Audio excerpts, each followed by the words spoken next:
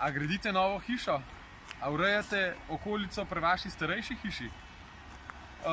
Danes bomo govorili na to temo. V bistvu dal bom par nasvetov, kako se lotiti ureditve vašega vrta, kje začeti, kje iskati ideje, na koga se obrniti, ko imate ideje, kako zadevo sprojektirati, pa kako ta projekt voditi. Gremo!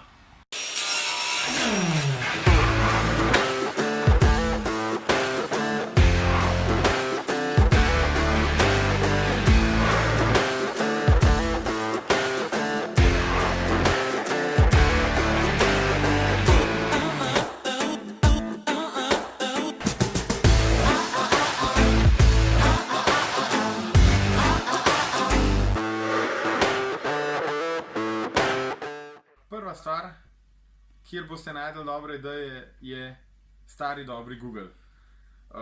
Še vedno Google slike so eno tako ful cool orodje, ki najdete gor vse sorte. Lahko pa gremo tudi na Facebook, lahko gremo na Pinterest, lahko gremo na Instagram. Skratka, jaz mislim, da je to najboljši prvi korak.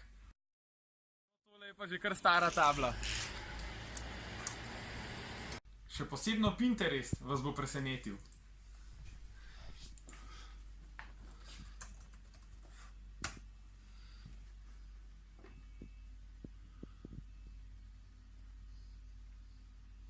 Ja, zakaj bi pa sploh uredili vrt? Zato, da bo boljši kot soseda?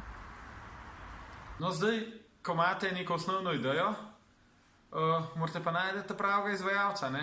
Načeloma, edina stvar, ki vam še manjka, so približne dimenzije, potem pa že lahko poskušate kontaktirati z kakšnim od izvajalcev, pa preverite ceno in pa kvaliteto. Je bolj pomembna kvaliteta ali cena?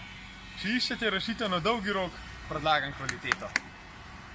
Če želite, da projekt Vrt 2018 ne prestavljate na naslednjo leto, bodite previdni, zberite izvajalca, ki vam bo naredil letos.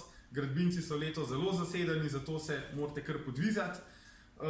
Druga stvar, ki je pa zelo pomembna pri izbiri pravega izvajalca, ne glede na to, ali je gradbeni del, ali leseni, ali karkoli drugega, je pa zaupanje. Se pravi, preverite bonitetno oceno, preverite, ali je ponudba realna, ali ima napisano vse, kar potrebujete, ali je dovolj natančno definirana, pa ali imate z referentom res dober odnos. To bi bilo to iz moje strani za danes, upam, da sem vam kaj svetoval. Hvala za pozornost, pa se vidimo naslednjič.